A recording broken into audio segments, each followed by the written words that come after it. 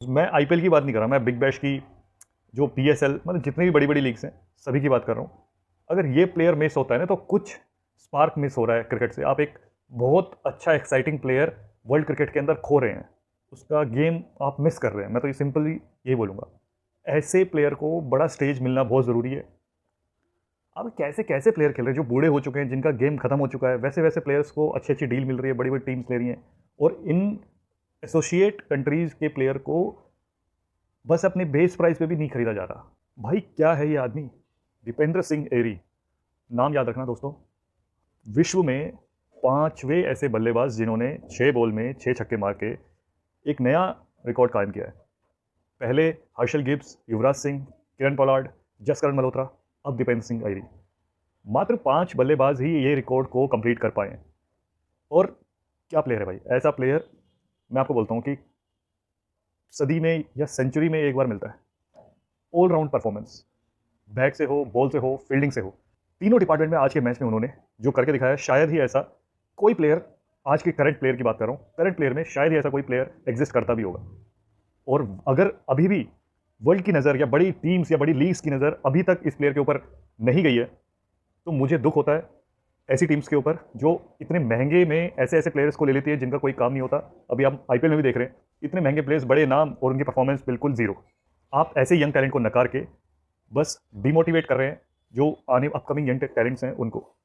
ऐसा प्लेयर सदी में एक बार मिलता है जो बॉलिंग में आपको विकेट निकाल के दे, फील्डिंग में, अरे लास्ट ओवर पे उनका रनआउट देखिए आप, रनआउट था भी नहीं वो, वहां से भी उन्होंने रनआउट निकाल लिया। मतलब कितनी फुर्ती है उनके अंदर, इतना इतना तगड़ा एथलेटिज्म, इतने फास्ट।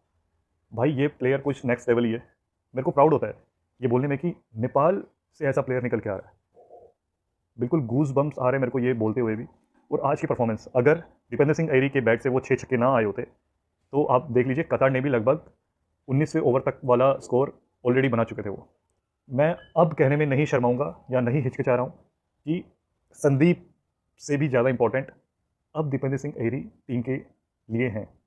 और वो नेपाल का नाम उनसे भी ज़्यादा ऊंचा करने का मादा रखते हैं, क्योंकि वो सिर्फ एक ही डिपार्टमेंट में नहीं, अपने तीनों डिपार्टमेंट से टीम को मदद देते हैं, टीम को हेल्प करते हैं। और वो ये नहीं है कि एक ही चीज़ में कुछ ज़्यादा ही अच्छे हैं और बाकी एवरेज है। तीनों डिपार्टमेंट उनकी, आज उनकी बॉलिंग देखिए आप, अविनाश बोरा से ज़्यादा सटीक यॉर्कर तो दीपेंद्र सिंह एरी के थे। अविनाश बोरा, देखिए पूरे मैच की बात बाद में करूँगा, मैं पहले दीपेंद्र सिंह एरी के बारे में ही बोलना चाहता हूँ। देखिए जितनी तारीफ की जाए, जितने शब्द बोले जाएँ उतने ही कम है। आज का पूरे मैच में अगर कुछ हुआ है, कुछ किसी ने भी अगर को मतलब कि कुछ भी घटा है, तो वहाँ पर दीपेंद्र सिंह एरी का नाम था। भले ही वो बैटिंग में हो, बॉलिंग में हो, फील्डिंग में हो। 3D प्लेयर, 3 डायमेंशनल प्लेयर ऐसे नहीं बोला जाता एरी को।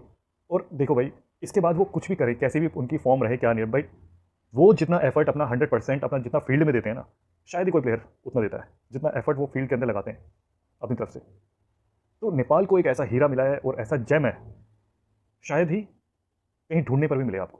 तो दोस्तों आज की मैच की डिटेल में बात कर लेते हैं। टॉस जीत के पहले बैटिंग करा नेपाल ने, पावर प्ले तक सब ठीक था। एक विकेट के नुकसान पर हम अच्छे खासे रन बना रहे थे। 50 मतलब कि क्रॉस हमने कर लिया था, 50 का आंकड़ा पार कर लिया था पावर प्ले के अंदर। फिर लगातार बीच में विकेट गिरते गए। कुशल मल्ल ने भी काफ़ी अच्छे रन बनाए, सपोर्ट दिया टीम को। आसिफ के साथ मिलके आसिफ ने हाफ सेंचुरी लगाई, काफ़ी अच्छी थी। काफ़ी मिस चांसेस मिले, काफ़ी लक अच्छा था उनका, आज बहुत ज़्यादा लकी रहे। 3 से 4 चांसेस उनके छूटे, एक कैच हो गया तो वो फिर नो बॉल हो गई थी, और 2 कैच तो हाथ से ही छूटे उनके। तो इतने चांसेस मिलने के बाद उन्होंने अपनी हाफ सेंचुरी कंप्लीट करी, फिर वो भी पवेलियन जा बैठे। एक टाइम पे ऐसा लग रहा था जब तक कुशल और आसिफ खेल रहे थे कि 180 का अराउंड स्कोर रहने वाला है, 170 टू 180 ईजिली हम अचीव कर लेंगे। पर लगातार विकेट जाने की वजह से थोड़ा और प्रेशर बढ़ गया। फिर बीच में लगा कि ये तो 170 तक पहुंचना भी मुश्किल लग रहा है। फिर आए दीपेंद्र सिंह एरी। एरी ने भी लास्ट ओवर से पहले तक हमको यही लग रहा था कि 180 185 तक में ही हम सिमट जाएंगे, बट जो उनकी हिटिंग शुरू हुई है, और कतर की तरफ से भी बैड लक बोलूँगा मैं कतर का, ये हुआ कि उनके जो प्रीमियम फास्ट बॉलर थे, जिनके 2 ओवर उन्होंने लास्ट के लिए बचा के रखे थे, लास्ट स्पेल के पहले ओवर में उनको इंजरी हो गई और उनको बाहर जाना पड़ा। तो उनका ओवर कंप्लीट करने के लिए कामरान खान आए। उन्होंने जो 4 बॉल उस ओवर की फेंकी तो उसमें अच्छी बॉलिंग करी। तो इस भरोसे से कैप्टन ने उनको फाइनल ओवर भी दे दिया, और सामने थे दीपेंद्र सिंह एरी। तो ये सबसे बड़ी गलती हुई कैप्टन से। और फिर एक छक्का, दो छक्का, तीन, चार, भाई देखते देखते विश्वास ही नहीं हुआ कब 6 के 6 लग गए। और दो छक्के तो ऐसे लगे कि मलेशिया का जो मैच हो रहा था उस ग्राउंड की आधी पिच पे पड़े हैं, मतलब कि अब 100 मीटर्स के छक्के थे वो। तो इतने बड़े बड़े छक्के दीपेंद्र सिंह अय्यरी ने लगाए और फिर अपना नाम उस गोल्डन बुक्स ऑफ रिकॉर्ड में दर्ज करा लिया, जिसमें सिर्फ 4 प्लेयर पहले थे और 5वें दीपेंद्र सिंह अय्यरी। अब कोई ये नहीं बोलेगा दीपेंद्र सिंह अय्यरी को कि ये तुक्का था। जो मंगोलिया के खिलाफ उन्होंने 9 बॉलों में हाफ सेंचुरी बनाने का जो रिकॉर्ड बनाया था, अब उसको कोई तुक्का नहीं बोल सकता। तो ये नहीं बोल सकता कि भाई वो मंगोलिया थी, आपने ऐसी टीम के खिलाफ मार दिए, तुक्के में लग गए होंगे। ये वाला रिकॉर्ड तो उस मैच में भी नहीं हुआ था, एक ही ओवर में नहीं आए थे, लगातार मारे थे पर 2 अलग अलग ओवर में, 2 अलग मैच, 2 अलग अलग रिकॉर्ड्स। तो ऐसा प्लेयर आपको कहाँ मिलेगा? अभी तक तो नेपाल में हमने नहीं देखा था। T20 के अंदर, ओडीआई में इनके रिकॉर्ड्स उतने बेहतर नहीं है, बट D20 के अंदर आते ही इनके अंदर एक अलग ही एनर्जी आ जाती है, एक अलग ही स्पार्क आ जाता है। T20 में इनके लेवल का प्लेयर नेपाल ने आज तक नहीं पाया और शायद ही कभी पाएगा, जो तीनों डिपार्टमेंट में आपको कमिटमेंट के साथ प्रूव करके देता है कि मैं कोई ना कोई, किसी ना किसी एंगल से टीम को मदद पहुंचाऊं और टीम को जिताने में अपना कंट्रीब्यूशन दूं। फील्डिंग में वैसी है, उतनी तेज तरार, बॉलिंग इनकी आप देखिए इतनी सटीक। मैं कह रहा हूं कि इनके जैसे यॉर्कर, अविनाश बोरा को इनसे ट्रेनिंग लेनी चाहिए यॉर्कर फेंकने की। जिस हिसाब से दीपेंद्र सिंह अय्यरी खड़े खड़े यॉर्कर फेंक देते हैं, बिल्कुल पैर पे। लास्ट जो उन्होंने विकेट लिया, LBW लिया, उसमें तो बेचारा जो बैट्समैन था वो लंगड़ा के जा रहा था, मतलब इतनी तेज पैर पे उन्होंने मारी कि उसके पैर पे चोट लग गई। तो दीपेंद्र सिंह अय्यरी की जो फिनिशिंग थी, उसके बदौलत हम 200 का आंकड़ा पार कर पाए इजीली, और वही रन्स निर्णायक रहे हमारी जीत के लिए भी। बॉलिंग, मैं बोलूँगा कि जो हमारी पेस अटैक था, बिल्कुल ही निरस्त, कुछ नहीं था पेस अटैक में, कुछ देखने में मज़ा नहीं आया। और रन पिटे वो अलग। सोमपाल कामी ने अपनी दूसरे ही ओवर में इतने रन खा लिए कि फिर दोबारा कप्तान ने उनकी तरफ देखा भी नहीं। ललित की अच्छी तारीफ करूंगा मैं, ललित ने बहुत टाइट बॉलिंग करी है। और इस पिच में आज ज़्यादातर मीडियम पेसर्स को रन पड़ ही रहे थे और स्पिनर्स को खेलना थोड़ा मुश्किल हो रहा था। अगर स्पिनर जो विकेट टू विकेट रखे और आपको ज़्यादा रूम ना दे, अगर आप स्लो बॉल कराएंगे, विकेट टू विकेट रखेंगे, तो इस विकेट पे रन बनाने मुश्किल थे। बट आप ज़्यादा थोड़ा रूम देंगे या थोड़ी पेस देंगे बैट्समैन को, तो वो इजीली स्कोर कर रहा था कहीं भी, जहां मन चाहे वहीं। गुलशन झा ने भी 2 ओवर में 2 विकेट लिए, इंपॉर्टेंट विकेट थे, दोनों बोल्ड करा उन्होंने। तो गुलशन झा भी अपनी पेस के अंदर वेरिएशन ला के 2 उन्होंने विकेट महत्वपूर्ण लिए। अविनाश बोरा काफ़ी निराश करा आज। मैं बोलूँगा जिस हिसाब से उनको टीम के अंदर हाइप दी जा रही है कि वो डेथ बॉलर हैं और यॉर्कर पे ज़्यादा रिलाई करते हैं, तो अगर आपका जो एस बॉलर है जिसके आप 4 ओवर नेक्स्ट हाफ में बचा कर रखते हैं, 10 ओवर के बाद हमेशा अविनाश बोरा को लाया जाता है अटैक में 10वें ओवर के बाद, तो ऐसे बॉलर को कम से कम अपनी जिम्मेवारी का बोध होना चाहिए कि मैं क्यों हूँ टीम के अंदर। तो थोड़ा मेहनत करने की ज़रूरत है। उनके यॉर्कर मिस हो रहे थे, मिस होके हाफ वॉली बन रहे थे, और हाफ वॉली में आपको पता ही है छक्के चौके लगना कोई भी आके मार देता है। और ऐसी पिच पे आप हाफ वॉली देंगे तो आपके ऊपर, मतलब लाजमी है आपके ऊपर अटैक होना। तो कुल मिला के इस मैच की जो समरी है वो सिर्फ एक ही पॉइंट पे आती है, वो है दीपेंद्र सिंह अय्यरी हमारे टाइगर। सारी बातें एक तरफ, उनकी परफॉर्मेंस एक तरफ।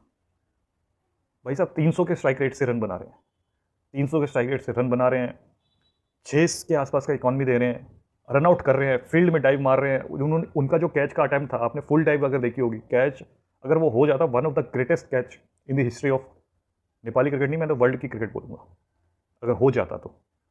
एक ही मैच के अंदर इतना एफर्ट, जहाँ देखो दीपेंद्र सिंह अय्यरी, जहाँ देखो दीपेंद्र सिंह अय्यरी, और दूसरा कोई नाम ही नहीं था। तो आज का पूरा मैच ही डेडिकेटेड है उनके लिए। और ये वाला जो मैच है काफ़ी सालों तक याद किया जाएगा, और बहुत सारे हिस्ट्री बुक्स में ऐसी परफॉर्मेंस को याद लिखा जाएगा, और आज पूरे वर्ल्ड ने देखा है। भाई अगले साल अगर दीपेंद्र सिंह अय्यरी किसी भी कोई भी बड़ी लीग में खेलते हुए नज़र आ जाए तो आप हैरान मत होइएगा, और ऐसा ज़रूर होने भी वाला है। आईपीएल में ऐसे प्लेयर जो फॉरेनर प्लेयर के नाम पे टीम खरीद के करोड़ों करोड़ों रुपए पैसा खर्च करके उनको अपनी टीम में ला रही है और सिर्फ बेंच गर्म कर रही है, भाई ऐसे प्लेयर को रखने से अच्छा आप दीपेंद्र सिंह अय्यरी के जैसे प्लेयर्स को सिर्फ एक दो मौका देके देखिए, आपको पता चल जाएगा क्या कैलिबर है। बैटिंग नहीं तो बॉलिंग, नहीं तो फील्डिंग। तो मैं आईपीएल की बात नहीं कर रहा, मैं बिग बैश की, जो पीएसएल, मतलब जितनी भी बड़ी बड़ी लीग्स हैं सभी की बात कर रहा हूँ। अगर ये प्लेयर मिस होता है ना तो कुछ स्पार्क मिस हो रहा है क्रिकेट से। आप एक बहुत अच्छा एक्साइटिंग प्लेयर वर्ल्ड क्रिकेट के अंदर खो रहे हैं, उसका गेम आप मिस कर रहे हैं। मैं तो ये सिंपली ये बोलूँगा, ऐसे प्लेयर को बड़ा स्टेज मिलना बहुत ज़रूरी है। अब कैसे कैसे प्लेयर खेल रहे हैं जो बूढ़े हो चुके हैं, जिनका गेम खत्म हो चुका है, वैसे वैसे प्लेयर्स को अच्छी अच्छी डील मिल रही है, बड़ी बड़ी टीम्स ले रही हैं। और इन एसोसिएट कंट्रीज़ के प्लेयर को बस अपने बेस प्राइस पे भी नहीं खरीदा जा रहा।